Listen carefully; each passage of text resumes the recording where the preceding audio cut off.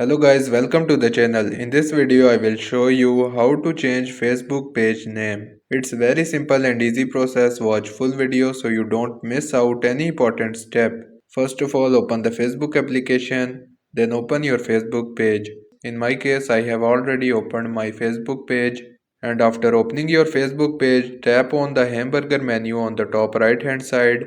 Then menu will open. Here you will see the settings icon on the top right hand side. So tap on the settings icon, then scroll down and find the option page setup. You will find this under audience and visibility. So tap on page setup. Then on the next page you will see the name option on the top. Tap on it.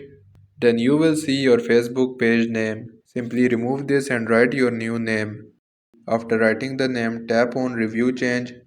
Then enter your Facebook password, tap on save changes and your name will be changed. So this is how you can change Facebook page name.